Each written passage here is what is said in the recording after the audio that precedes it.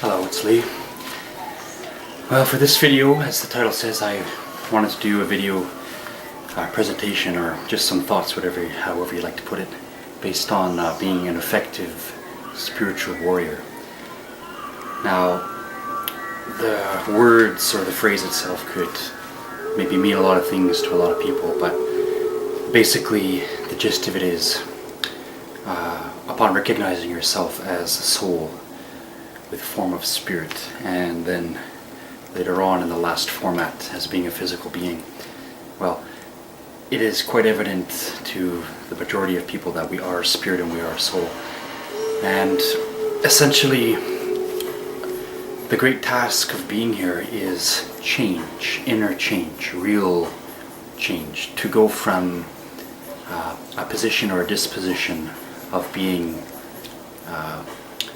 in a bit of fear or in a mode of self-discovery, and later to realize that we are developing and we are becoming, to use this word, enlightened and growing along in our path to become beings full of love and wisdom.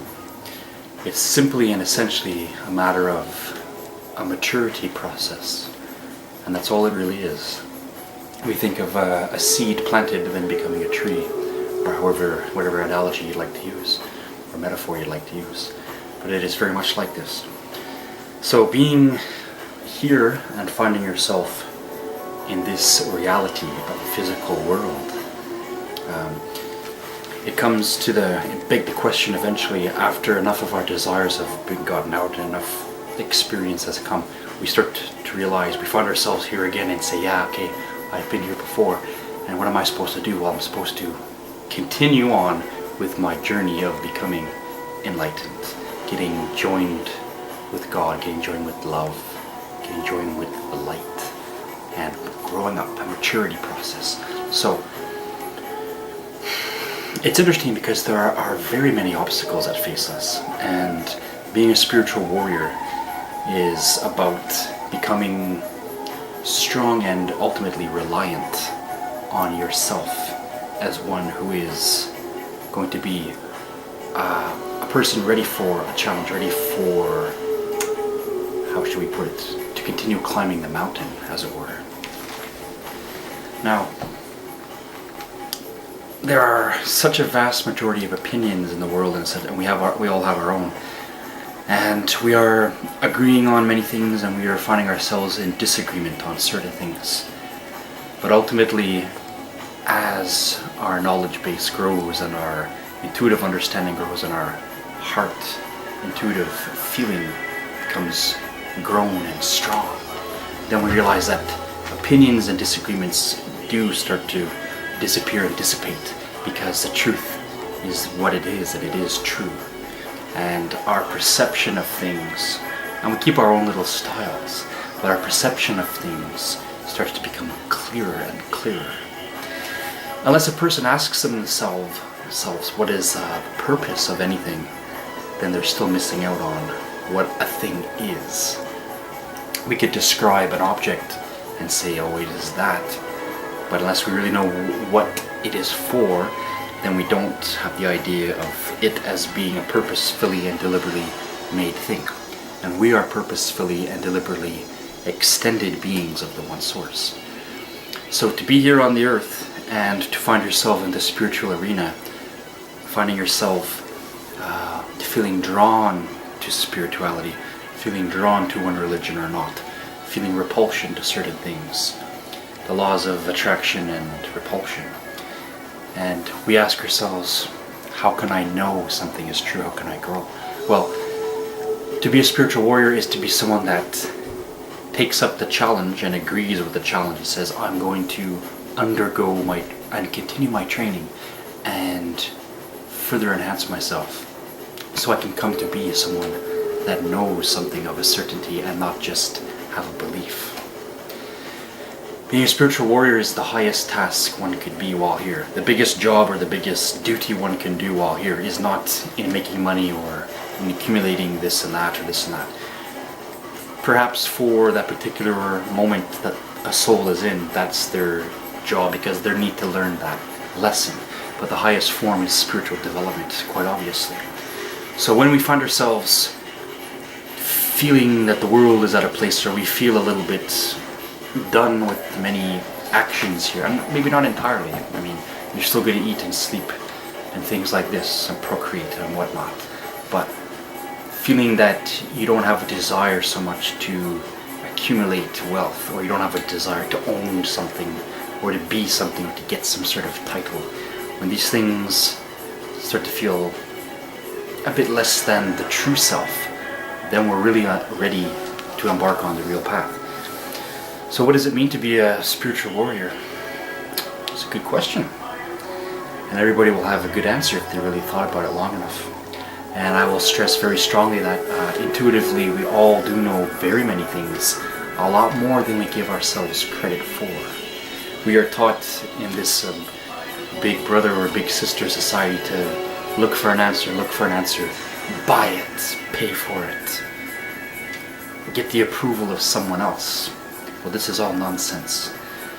The main thing is to become self-reliant and self-empowered in the good, in the light, so that you are not being detrimental to yourself or to anyone else. Now, mainstream religion as it has been run has been faulty for a very long time, in the sense that it did not wish to progress. At a certain area or level, most of the main religions, by far and large, stopped progressing. So even as we see science, I hate that word because the connotations, but to mean the study of physics and things, perhaps, to put it in its basic modern usage, and a slow process of looking and checking and growth and coming along. Well, when and where we human beings did that with religion and stopped it and said, that's enough, believe in just this and wait. This is not the path of one who knows or one who desires to know. This is not the path of a warrior. This is the path of a cop-out. If we say to ourselves, for those of us who are looking for the spiritual path, that I'll just believe and whatever, it'll be fine and all this kind of stuff, well, that just seems like having the agreement with yourself to be a bit of a fence sitter. And maybe my percentages are wrong, I'm not sure, but I sort of thought that it seems more or less that there's such a small percentage of people who are really fighting for the good and trying to remind people and bring them to the light. Then there is a big majority of fence sitters, and then there are those who are actually really trying to drag people down to the darkness. So there is this tug of war going on, and since people have free will, it is up to each of us to choose where we are going to go. Jesus said something very interesting, that for a lot of people, and for the souls in general, something along these lines: I wish that you were either hot or cold, but since you are neither and you're just lukewarm, I want to spit you out of my mouth. Well, a lot of us are feeling the same very frustration, because I see such humongous potential in every single person, and it is when we become smug and say, oh well, I've achieved this, so that's enough, and we sort of stop, and then sort of the process of humanity gets slowed down with this attitude. Now we can be fully aware that people are where they're at, and we also have gone through anything anyone else has, and we're going to go through things that others have who are ahead of us. So there's never a means or a sane reason for anyone to think that we are all not equal, because we are all very and extremely equal. A very bad thing someone can do, you and I are technically capable of doing it. A very good thing that someone can do, we are technically capable of doing it. So it's not about this and that. We are all created equal indeed. In the human life it's not so much the case, but in the spiritual arena that is very much the case. All are created equal, and that is a very true thing that we all should remind ourselves of, maybe a bit more often. Well, in my opinion, to be a spiritual warrior means someone that is going to take up the challenge to improve themselves.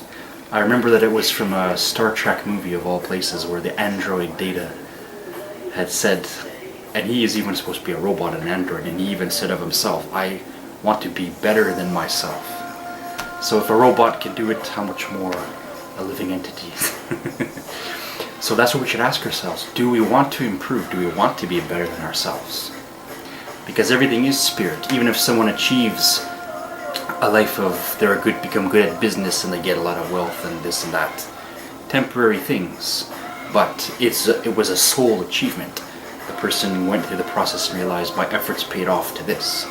But as we go along, we realize it all is for soul, and ultimately it's for not things, but for purposes of things, origins of things, destinies of things. So to be a spiritual warrior is to take on the challenge for yourself and say, how can I improve? How am I going to do this? You may find yourself with reluctant behavior or not, but to give example, going into around 20 years old, going into a very cognizant and ardent, relentless challenging of myself to say, okay, be better, no more, grow. So doing lots of reading, doing lots of thinking, analyzing myself. It was I don't know the origin of this quote, but it was something like this: who is better to write a book about a person? That person themselves, doing an autobiography, or maybe someone who knows that person very well?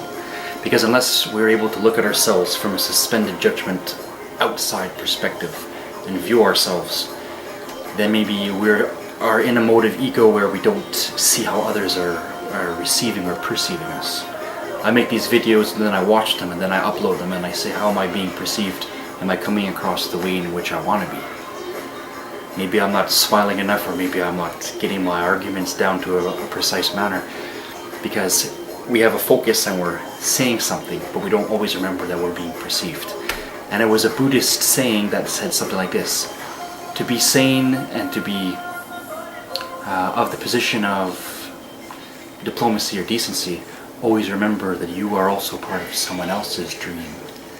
So what I'm finding is lots of fake people, lots of people that are even saying that they're an old soul and they remember past lives and they're trying to ascend and find love and light, but they're very fake, because I find lots of people, when push comes to shove, they run away very quickly, or they fall away very easily, or if they're to stand on their own, they don't know what to do because they're always relying on someone else to have an answer.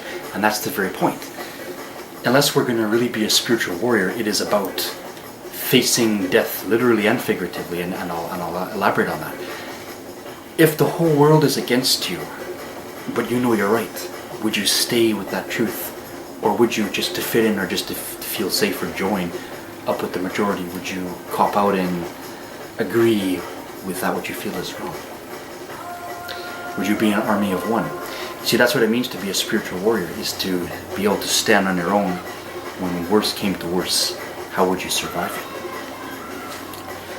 Now, when we're in a society where anyone in the world, for that matter, and any adopted, inherited religion as a natural inheritance from your parents and their parents, and I'm a Catholic, I'm a Hindu, I'm a Muslim, I'm this and that, whatever place we're at, when we just inherit something and go, oh, okay, I'll believe in that and that's fine. Well, if we really want to know something, we can't just necessarily always take the word of someone else. Maybe we need to look a little deeper.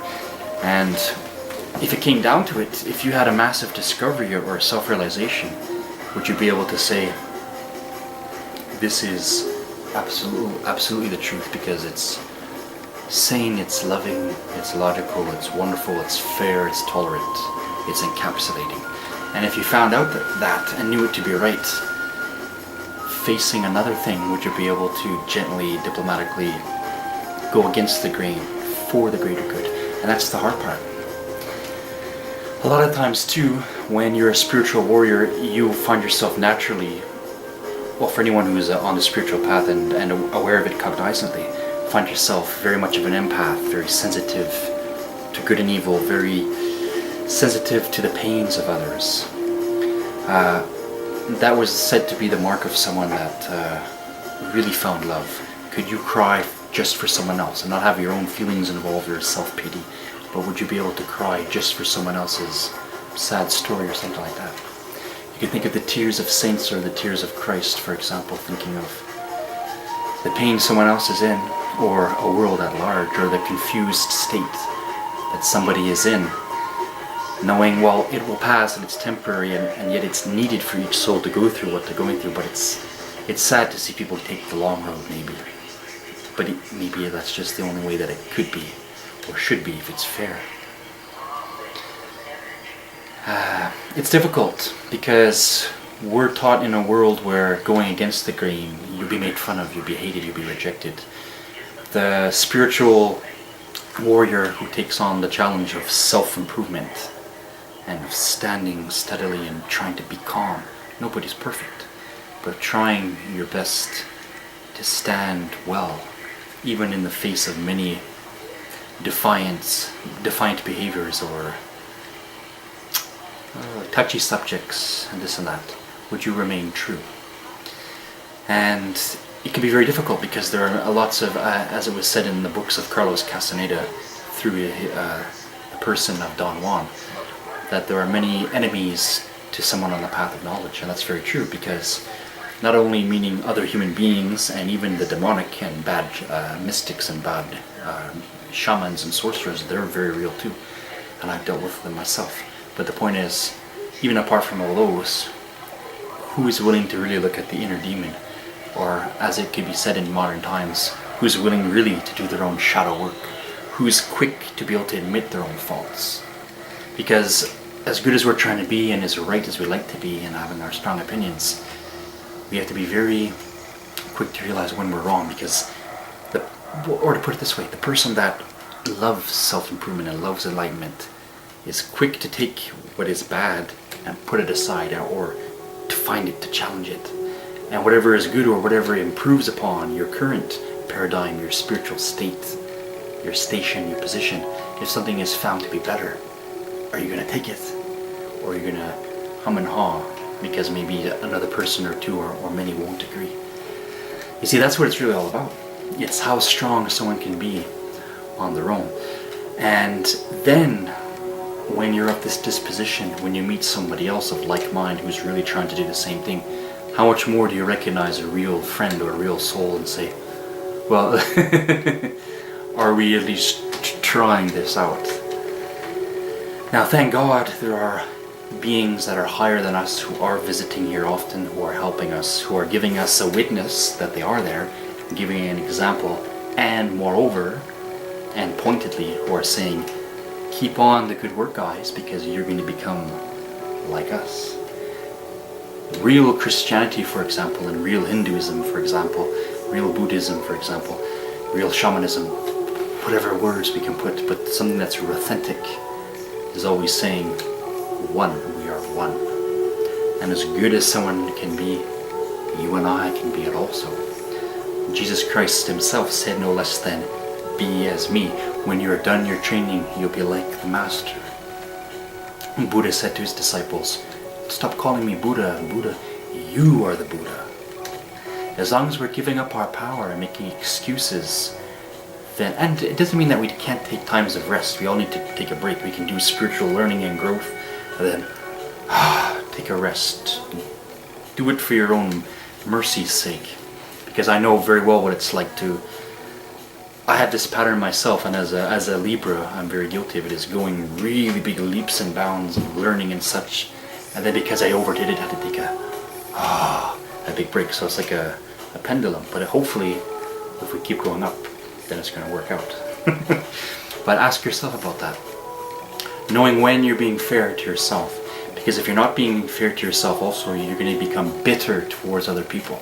You look at many priests in the Catholic Church, for example, that they suppress things and then they get angry and bitter and then they end up taking things out on others. Just to use that one example. And it's not to say that other adherents of other philosophies and spiritualities are not as guilty. But I'm saying, look at this. Sexuality, for example. When someone has the urge or the desire or even the need, it's a basic human function, and then to suppress it to the point of not really having overcome it, but then being attached so badly, and then suppressing that, and then what? Telling other people it's evil for them to do it, or this and that and the other, or even for themselves when they become, molesters and things like this for the ugly cases when it does happen. So we can never, a true spiritual warrior does not impose on anyone anything at all. something, even if something that they have beaten, they want to say for someone else that you must do it or you didn't get it. Because when you're really at that level of being someone that's really trying to examine yourself, and you can find out anything about anyone else by really examining self. And you can find out anything about yourself really by examining someone else truthfully. We are not that different. Black, white, male, female, what does it matter? Soul to soul, we're the same thing. We are life, we are essence, we are beings. And everybody knows that, but we get maybe I gotta remind myself that the little differences and the little opinions, these things fall away more and more, and we come to a real good recognizing of fact. And when the heart really feels it's good and clean, then it probably is. So the real spiritual warrior has the symptoms of being able to stand alone even in the face of great adversity, being able to stand up to demons and the demonic in a body or out of a body, being able to fight for someone else's cause, whether or not it benefits you or not, but to selflessly come to the rescue or go on the offensive for the sake of other people. I see a lot of people that, oh, live in light, and you know what, I know for a fact when it came down to it that they would run away to save their own skin. And this makes me shrug and say, well, maybe they'll learn the hard way or something like that. But, and I'm not trying to mock anyone, but this is a harsh reality to look at. How did it go? Remember in the movie Robin Hood, Prince of Thieves, the one in the 1990s with Kevin Costner, when, what was it, the bishop or one of the top churchmen, I forget the guy's position exactly. Worst comes to worst, he wanted to save himself and he got his money.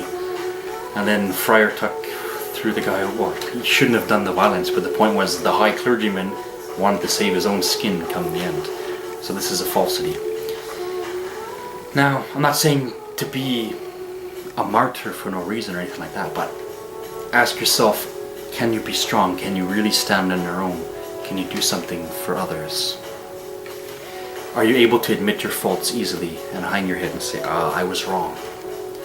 Because vanity, ego, pride, these are all fear-based things, and they're about a denial and an unacceptance of something.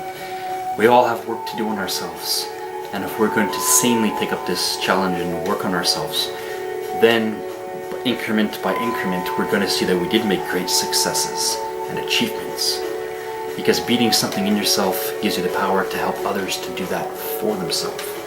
Not with forcing and not with fear-based tactics, but with strengthening. And one great truth is this: those who have gone through suffering and trials and abuse and this and that and the other, those who go through it and who eventually do come to survive it, are the best helpers of all. Jesus Christ, for an example, did come to become human and did suffer, because it's only fair that if there are angels and powers that are going to deal with us and talk to us and give judgments and shifts of things, that this would be understood very full well. To suffer and to be brought low and then to rise is the great achievement. We're able to do this with a real inner agreement, not a fear of feeling, well, I should have to do it because that's what God would probably want from me, or we cannot do these things with too much reluctancy, but to just try it out when it feels right. And then you quickly do come to see that it does feel right, and then you get good at it bit by more and more and more and more and more. I ask myself now, I'm in my early 30s, and I say to myself, by 10 years, where do I think I should be with this? As long as I keep on being a warrior and challenging myself, because only by really challenging yourself are you able to do anything for anyone else, right? As we've been saying. So to keep at it. So ask yourself, if you're going to become with a loving heart, with a calm, wise mind, with patience, if you're going to agree with this thing, work on yourself, forgive yourself of your faults, because they're going to be there. Realize that patterns are going to come and go, but as long as you keep seeing improvements, even little at a time, and how can it not come? But the more we choose it, the more we start to attain it. And then more and more we get free. We get free of the pollution of the human drama, maybe to put it that way. And by doing that, by shedding the skin, so to speak, well, we start to get real good mastery over this planet. And then we can go right to the core of a matter with someone. Because everything is spiritual purpose. No matter what the endeavor, the action, the job, the emotion someone's going through. It's all in the core of cores. It's all has a spiritual root to the soul. So when we get to that point, then we can really cut to the chase and do so gently with diplomacy and not anger and fear. Because that just means the person in anger and fear judging someone is only in denial. If they did not have the inner denial, they would not be acting like this. So, shed ourselves of paranoia and fear, become realistic. I guess that's the best way to sum it up for this talk. To be a real spiritual warrior is to be realistic unto thyself. And by doing so and looking in and trying it, and not being afraid to lose, because as a warrior you're going to get wounded. You're going to get the axe in the arm, so to speak, or a punch in the face, or tripped or fall down sometimes. But are you going to play victim and cry and hide in a corner forever? Or recuperate a little bit and then, alright, let me try it again, anew and fresh. We all have many little deaths, and it's to keep resurrecting from this. This is also the point of reincarnation, but to go through many little deaths until we really start to ascend and get in that, be recognizing the fact that we really are ascending beautifully, and it can only be the case. There is no lost soul, there is no bad apple. Everyone is at where they're at, slowly coming along. You get drawn back into the light. And that's my message. No matter how hard things can be, we can survive it. Now I have to show you a funny thing. I had my son, I'm going to stop the music in the background and show you something. I recorded my son, he was singing a song that was in the car earlier. Pardon my messy house too. When you got kids, you got toys everywhere and all sorts of stuff. Okay, this is my son. And if a little 2-year-old boy can say it, you can say it for yourself. Absolutely. Just bear with me, and I hope this sounds good. Connor, sing it. You're not going down. No? It doesn't feel like this. I'm not going down. It doesn't feel like this. I'm not going down. It doesn't feel like this. Nobody's going down. Everybody's going to be fine. Peace, love, namaste. And may we continue doing what we're doing, and anyone that wants to be a real spiritual warrior, that's the main thing. Be realistic unto thyself and challenge yourself before you even dare try to help other people. Or how can you be realistic with someone if you're not being realistic with yourself? I guess that's the whole sum total of all my yada yada for this video. Cheers and God bless. Catch you on the flip side.